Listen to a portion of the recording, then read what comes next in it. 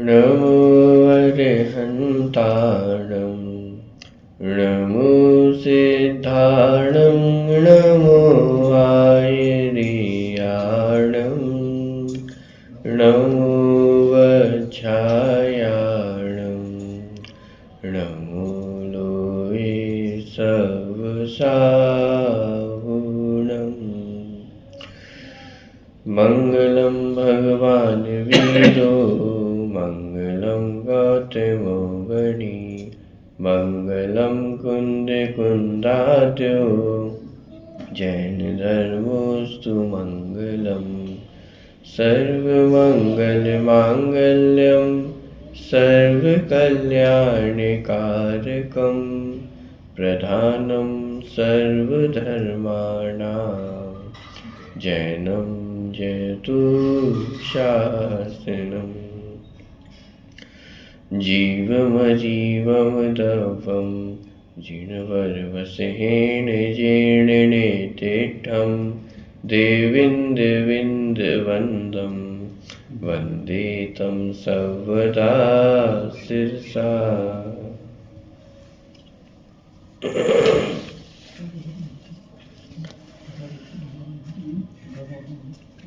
चलिए, पृष्ठ क्रमांक 254 पे 56वें नंबर की गाथा का पाठ एक बार करते हैं। माँ चेट्टः माँ जम्पः माँ चिन्तः किं विजेन होइथिरो अप्पा अप्पं मीरो इणमेव परम हवे ध्यानम् मदपचकायते पिता तजो जिमितिर चित्त होए निज भजो आपा माहि आप रत सो परम ध्यान करते हो। माँ चिट्टः अर्थात कोई चेष्टा नहीं करो, माँ जंपः कोई वचन मत बोलो, माँ चिंतः और कुछ भी विचार नहीं करो। क्यों? किम भी जेन हुई थिरो, क्योंकि जिसके माध्यम से स्थिर हुआ जा सके। थिरो माने स्थिर होना। किसमें स्थिर होना? अप्पा अपम्मी रहो, ये आत्मा अपम्मी आत्मा में रहो अर्थात रत हो सके, स्थित हो सके। माने कुछ भी मत करो, कुछ भी मत बोलो, कुछ भी मत सोचो, जिसके माध्यम से आत्मा में स्थित हो सके। तो क्या होगा आत्मा का आत्मा में स्थित होने से? एवमेव परम हवे ध्यानम, कि यही परम ध्यान है, यानी यही उत्कृष्ट ध्यान है जिसके माध्यम से साक्षात मोक्ष की प्राप्ति होती है। इसलिए माँ चिट्टः माँ जंपः माँ चिंतः, कि ना कुछ करो, ना कुछ बोलो और ना कुछ सोचो। तो मन, वचन और काय, इन तीनों की चेष्टाओं का यहाँ निषेध करते हुए कि इन किसी प्रकार की चेष्टा न करते हुए एकमात्र जो करने योग्य कार्य है वह आत्मा में स्थित होना, वही एकमात्र परम ध्यान है। इस प्रकार की गाथा यहाँ पे है। एक बार और पाठ करते हैं तो आप लोगों को याद भी होगी गाथा। माँ चेट्टः माँ जंपः माँ चिन्तः किं विजेन होइथिरो अप्पा अप्पं मीरो इणमेव परम हवे ध्यानम्। चलिए, टीका की चर्चा कल अपन ने प्रारंभ की थी इसकी। एक बार पुनः पढ़ते हुए फिर अपन आगे बढ़ेंगे। टीका उसी पृष्ठ पे नीचे।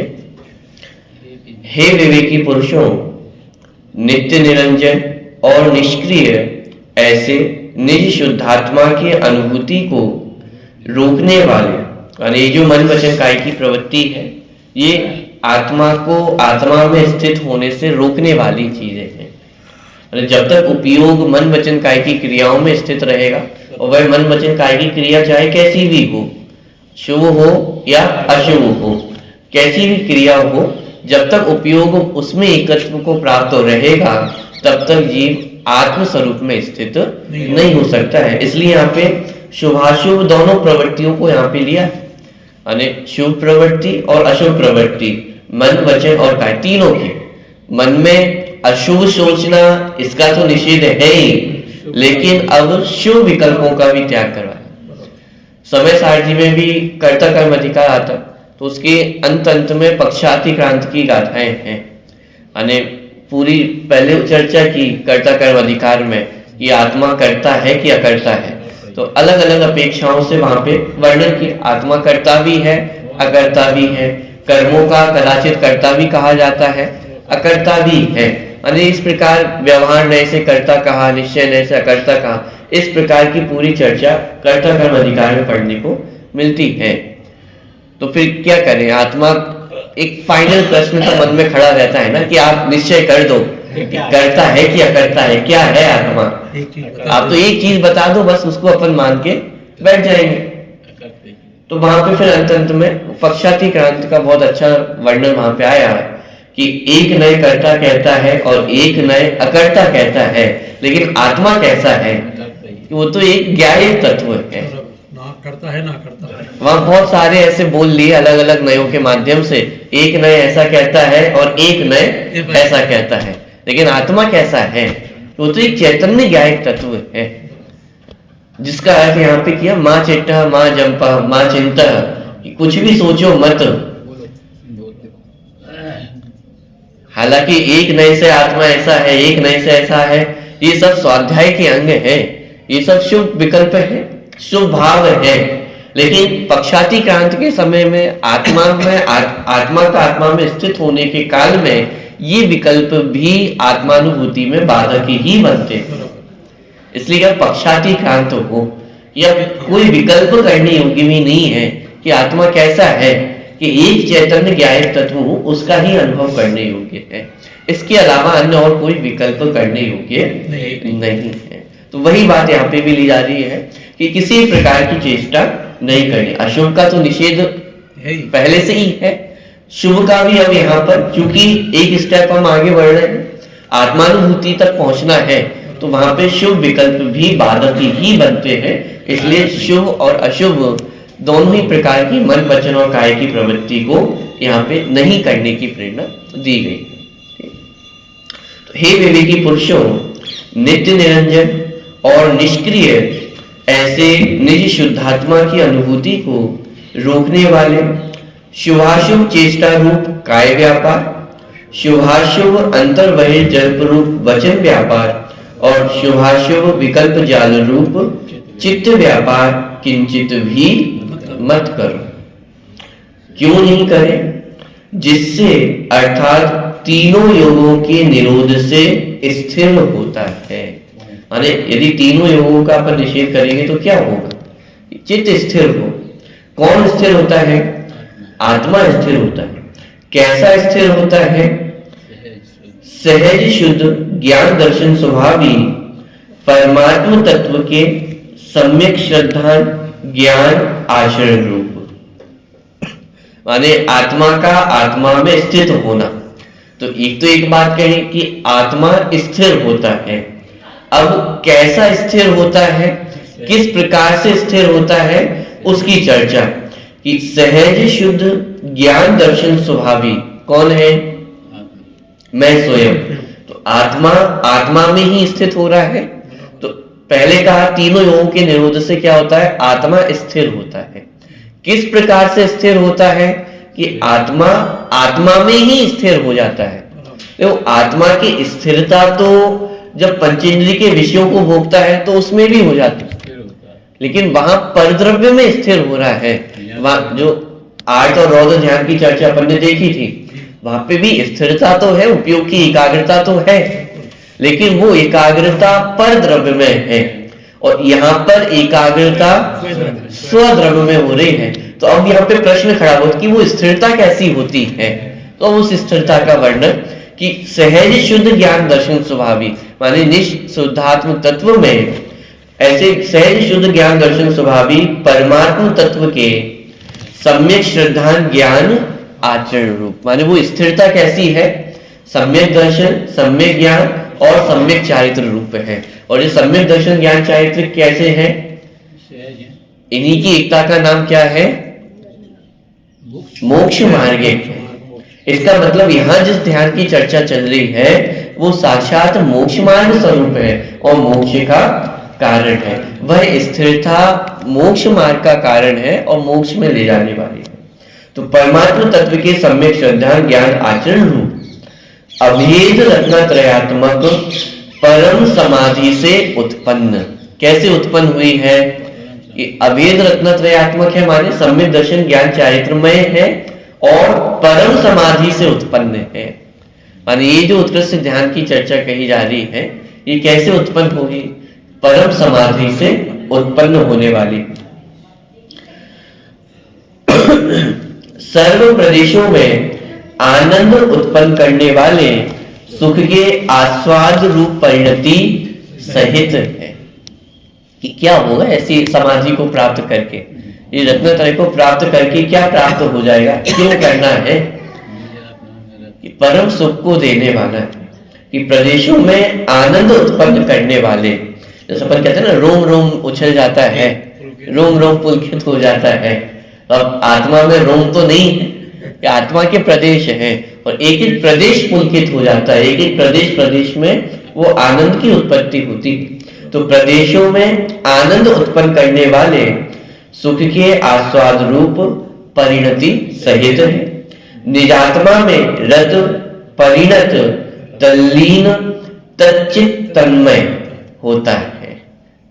अर्थ सब शब्दों की एक ही है, लेकिन आत्मा में स्थित होता है तो उसकी जो माने क्या कहे प्रगाढ़ता है उसको दर्शाने के लिए यहाँ पे इतने पर्यायवाची शब्दों का प्रयोग किया। रत है माने आत्मा में ही रत हो जाता है, आत्मा रूप से ही परिणत होता है, उसी में तल्लीन हो जाता है। तच्चित्त माने उसी रूप हो जाता है, चैतन्य रूप है तो आत्मा में चैतन्य रूप से ही स्थित होता है और तन्मय होता है, माने तत्मय उसमय ही हो जाता है। अरे आत्मा तो आत्मा ही है, लेकिन अभी तक आत्मा को आत्मा रूप से स्वीकार नहीं किया। अभी तक अपने आप को किस रूप से स्वीकार किया है? शरीर रूप से स्वीकार किया है। तो अभी हमारी तन्मयता किस रूप है? शरीर में। हम विचार भी करना चाहे कि मैं कौन हूं तो हमें शरीर का आकार समझ में आता है। ये जो हमारा शैक्षणिक ज्ञान है वो हमें समझ में आता है कि ये मैं हूं।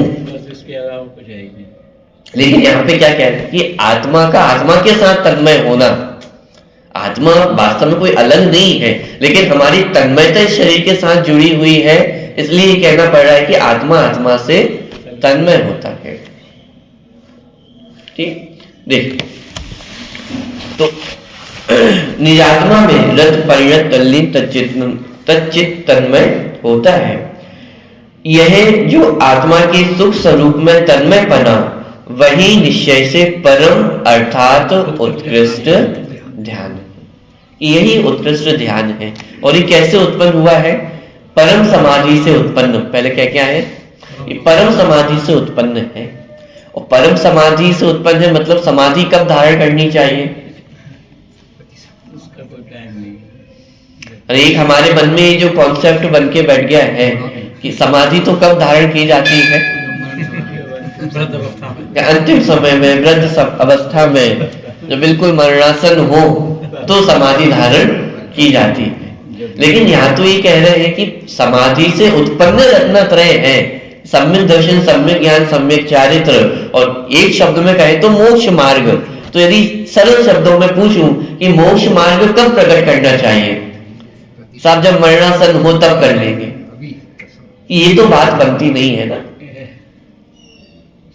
तो पता नहीं होगा तो क्या करेगा? सबसे जघन्य आयु यदि देखे मनुष्य पर्याय में मोक्ष मार्ग उत्पन्न करने की, वो कौन सी कही है? किस अवस्था से मोक्ष मार्ग की प्राप्ति की जा सकती? सम्यक दर्शन 8 वर्ष की उम्र। तो ये समाधि माने कब धारण की जा सकती है? अरे ये तो 8 वर्ष से उत्पन्न करने वाली चीज है, 8 वर्ष से धारण करने वाली चीज है। वो भी गर्भ से 8 हाँ, वो भी गर्भ के मिलाकर के गिने जाते हैं। तो मतलब ये जो हमारे मन में कॉन्सेप्ट बैठा है समाधि को लेकर के, तो उसका भी आपको एक बहुत अच्छे से समझ में आएगा कि समाधि मतलब सिर्फ अंतिम समय में परिणाम स्थिर हो जाए उसका नाम समाधि नहीं है। क्योंकि अंतिम समय में तो वही होगा जो जीवन भर हमने किया है।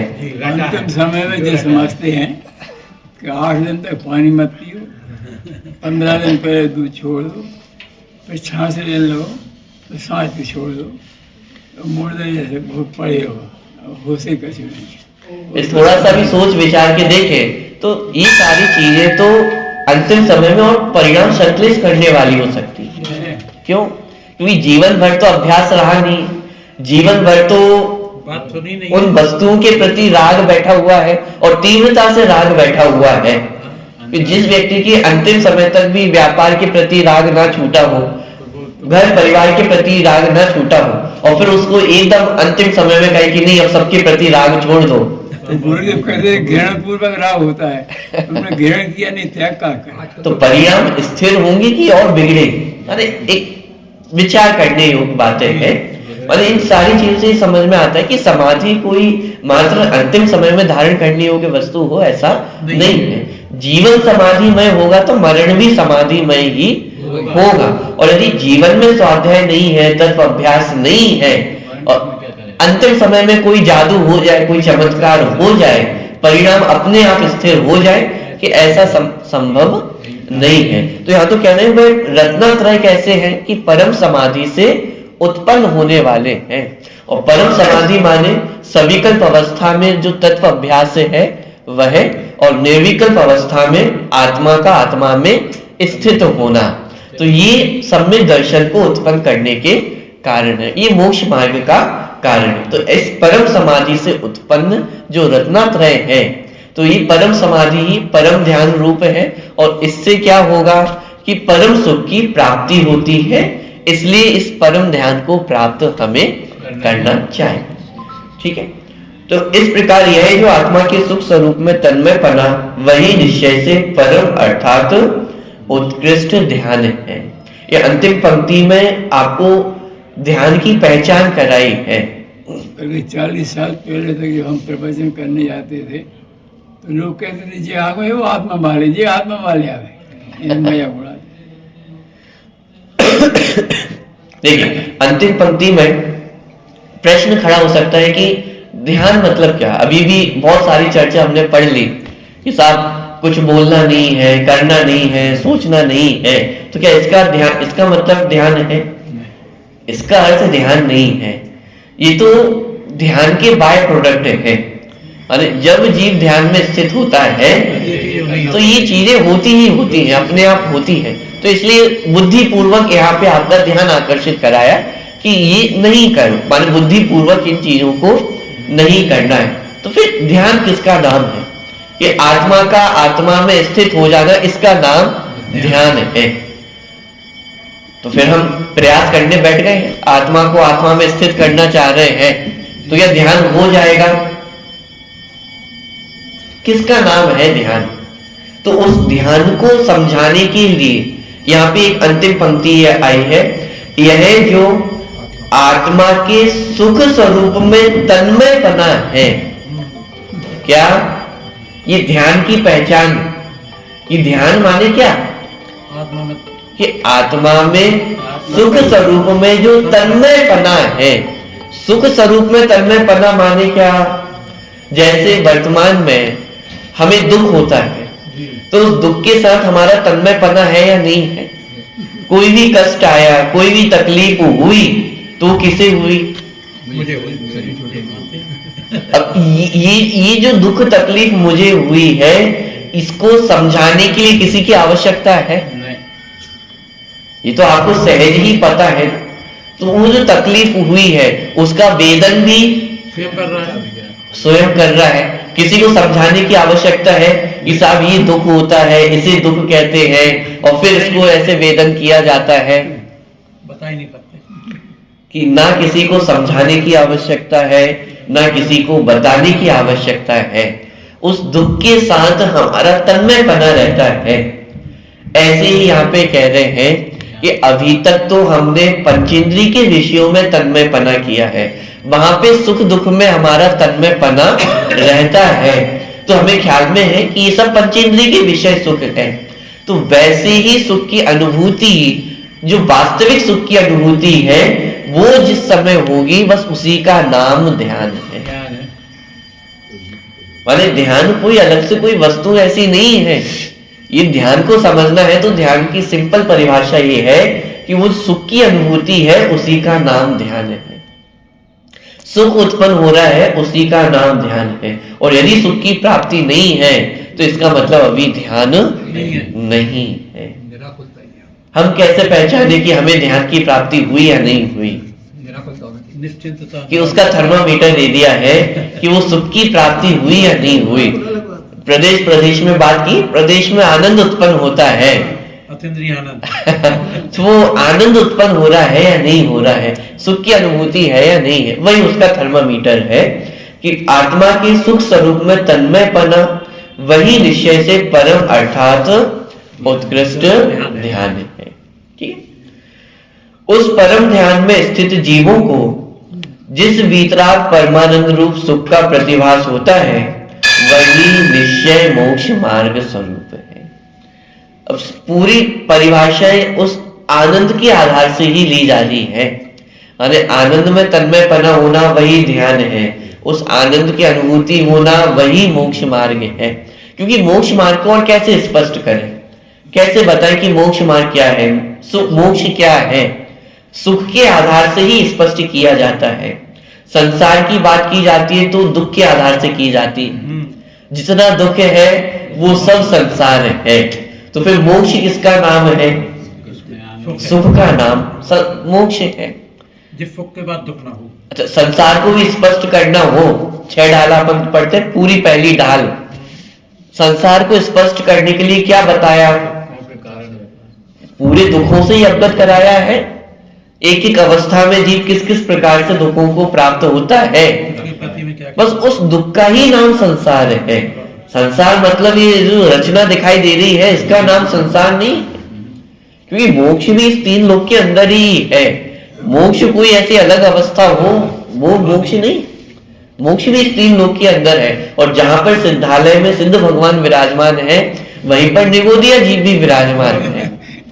अरे जहाँ पे सिद्धालय है, जहाँ पे मोक्ष मार्गी माने मोक्ष को प्राप्त हुए जीव हैं, सिद्ध जीव हैं, वहीं पे संसारी जीव भी रह रहे हैं। तो किसी क्षेत्र का नाम मोक्ष हो वैसा नहीं है। तो मोक्ष माने क्या कि वो सुख की अनुभूति होना, और संसार माने क्या? दुख की अनुभूति होना। सारा खेल, सारा मोक्ष मार्ग इस सुख के आधार से ही समझा जाता है। अब ध्यान को समझना है तो ध्यान माने क्या? सुख की प्राप्ति होना और सुख में तन्मय होना, यही ध्यान है। मोक्ष मार्ग क्या? कि सुख की उत्पत्ति होना वही मोक्ष मार्ग है, और सुख की पूर्णता होना वह मोक्ष है। ठीक है। तो उस परम ध्यान में स्थित जीवों को जिस वीतराग परमानंद रूप सुख का प्रतिभास होता है, वही निश्चय मोक्ष मार्ग स्वरूप है। वह अन्य किस किस पर्यायवाची नामों से कहा जाता है, वही कहते हैं। वही शुद्धात्म स्वरूप है, वही परमात्म स्वरूप है, वही एक देश प्रगटता रूप विवक्षित एक देश शुद्ध निश्चय से स्व शुद्धात्मा के संवेदन से उत्पन्न सुखामृत रूपी जल के सरोवर में रागादि मल रहित होने के कारण परम हंस स्वरूप है। इस एक देश व्यक्ति रूप शुद्ध नय के व्याख्यान को परमात्म ध्यान भावना की नाम माला में यथा संभव सर्वत्र योजन करना, ये सब पर्यायवाची बताए हैं। और भी बहुत अनेक प्रकार के पर्यायवाची आपको पढ़ने को मिल जाएंगे। ये सब किसके पर्यायवाची हैं?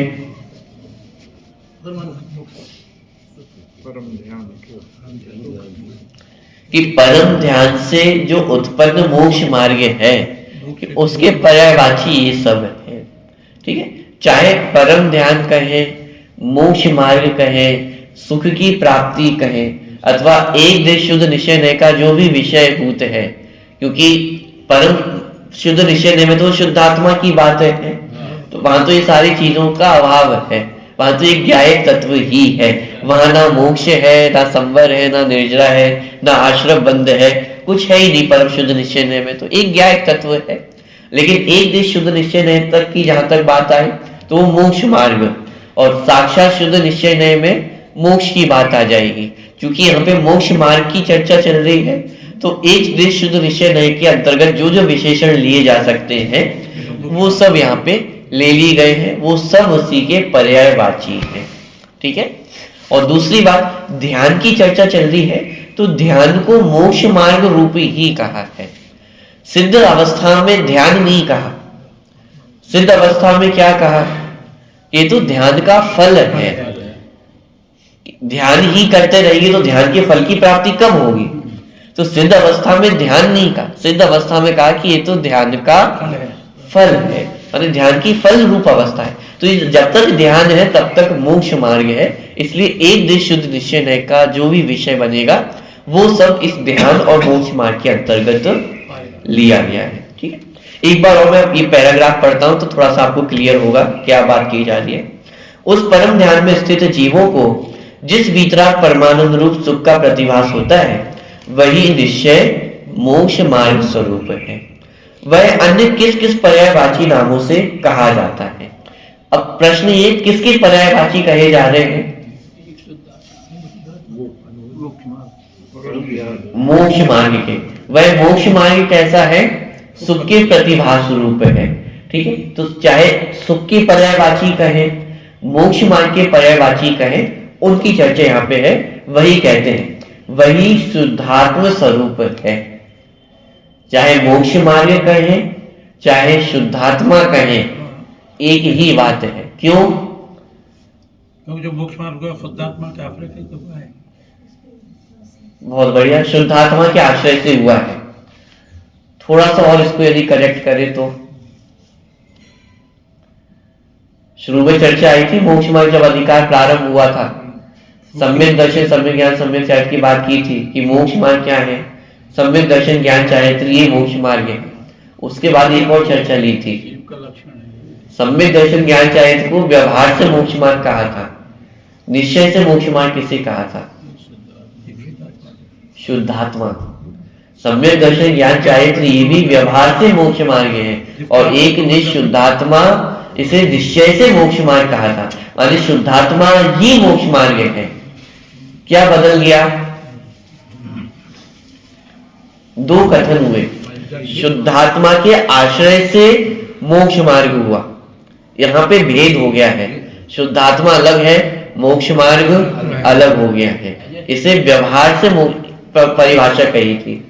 निश्चय से देखा जाए शुद्धात्मा ही मोक्ष मार्ग है, क्योंकि मोक्ष मार्ग शुद्धात्मा की परिणति के अलावा और कुछ नहीं है।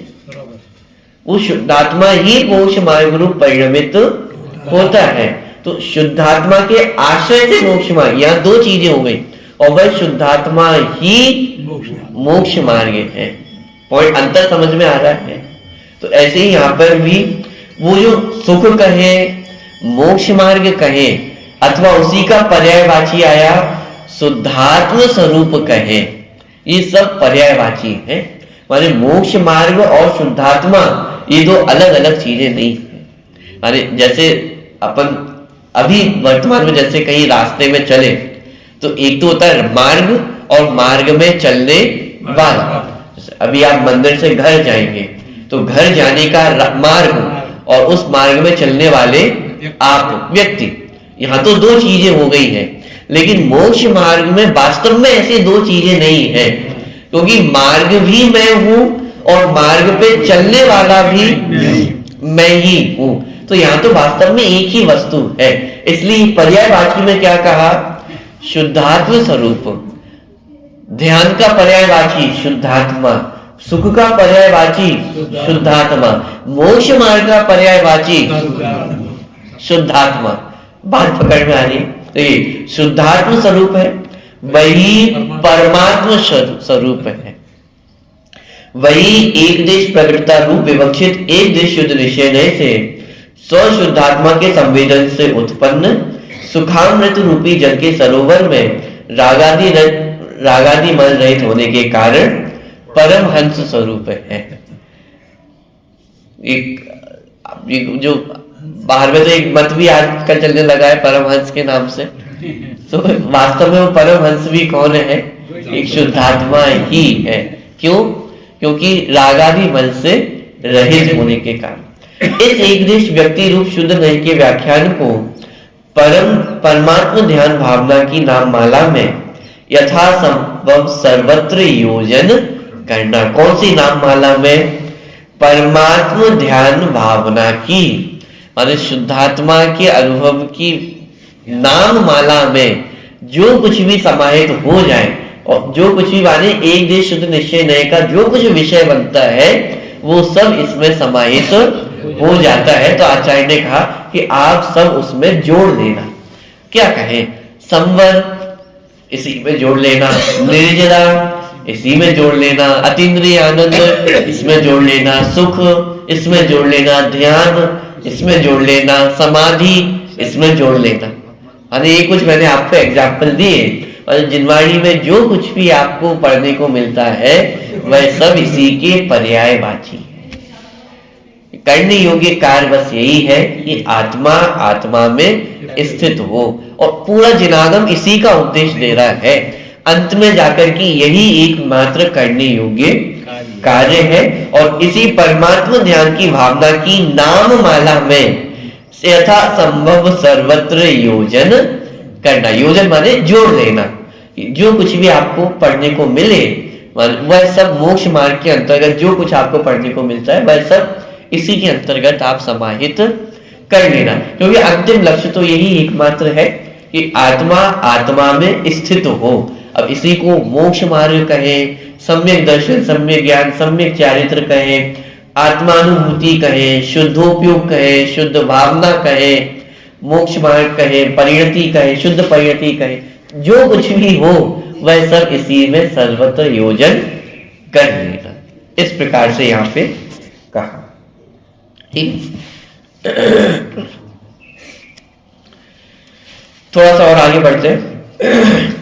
वही परम ब्रह्म स्वरूप है, वही परम विष्णु स्वरूप है, वही परम शिव स्वरूप है, वही परम बुद्ध स्वरूप है, वही परम जिन स्वरूप है, वही परम स्वात्मोपलब्धि लक्षण सिद्ध स्वरूप है, वही निरंजन स्वरूप है, वही निर्मल स्वरूप है, वही स्वसंवेदन ज्ञान है, वही परम तत्व ज्ञान है। अब ये सब पर्यायवाची जो कहे थे आप सब पढ़ते जाओ।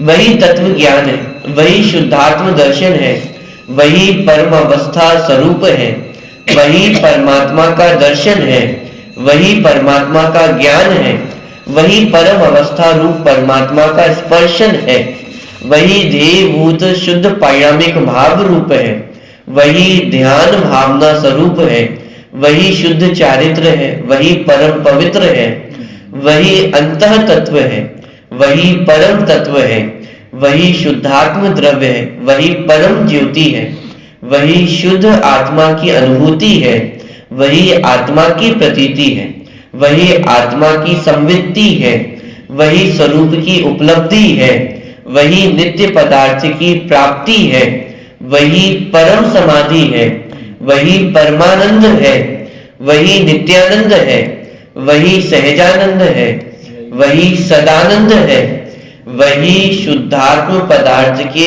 अध्ययन रूप है, वही परम स्वाध्याय है, वही निश्चय मोक्ष का उपाय है, वही एकाग्र चिंता निरोध है, वही परम बोध है, वही शुद्धोपयोग है, वही परम योग है, वही भूतार्थ है, वही परमार्थ है, वही निश्चय पंचाचार है, वही समय सार है, वही अध्यात्म सार है, वही समता आदि निश्चय षट आवश्यक स्वरूप है, वही अभेद रत्नत्रय स्वरूप है, वही वीतराग सामायिक है, वही परम शरण उत्तम मंगल है, वही केवल ज्ञान की उत्पत्ति का कारण है, वही समस्त कर्मों के क्षय का कारण है, वही निश्चय चतुर्विध आराधना है, वही परमात्मा की भावना है, वही शुद्धात्मा की भावना से उत्पन्न सुख की अनुभूति परम कला है,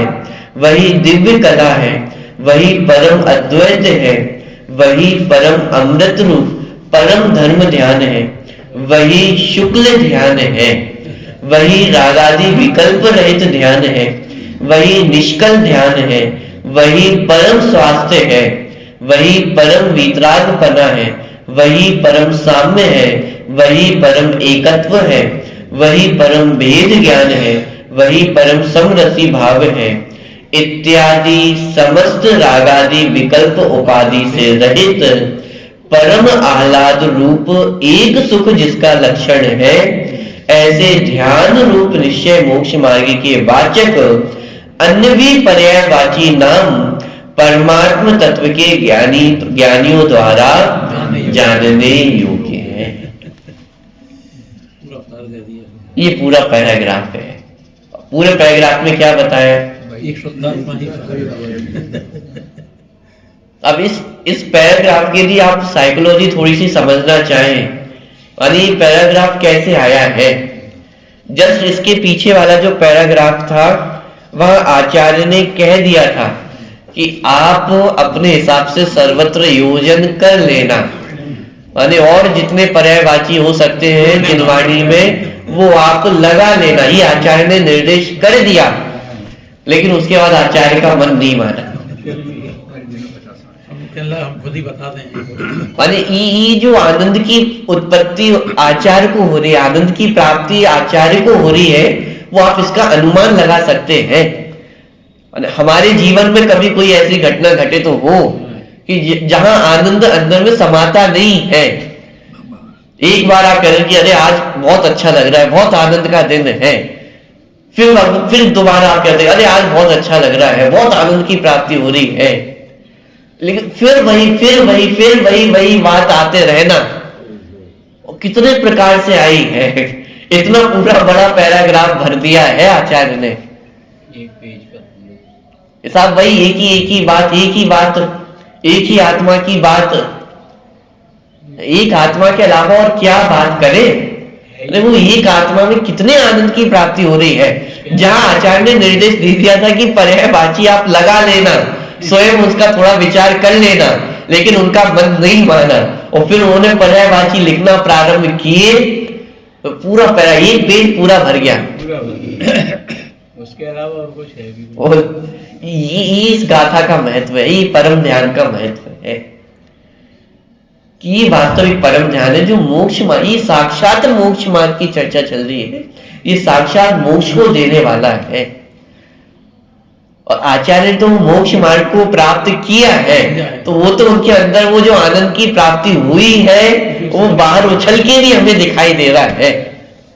अंतर में तो जो उसका रसपान चल रहा है तो वो तो उनका निरंतर चल ही रहा है, लेकिन बाहर ऐसा छलक रहा है कि उन्होंने कह दिया कि भाई आप पर्यायवाची लगा लेना, आप थोड़ा सा विचार स्वयं कर लेना, लेकिन उसके बाद उनका मन नहीं माना और फिर पर्यायवाची लिखना प्रारंभ किया तो फिर ऐसा प्रारंभ हुआ कि वो लिखते ही चले। पॉइंट पकड़ में आ रहा है। ये थोड़ा सा हमें दर्शन हो रहा है कि वो आनंद कैसा होगा।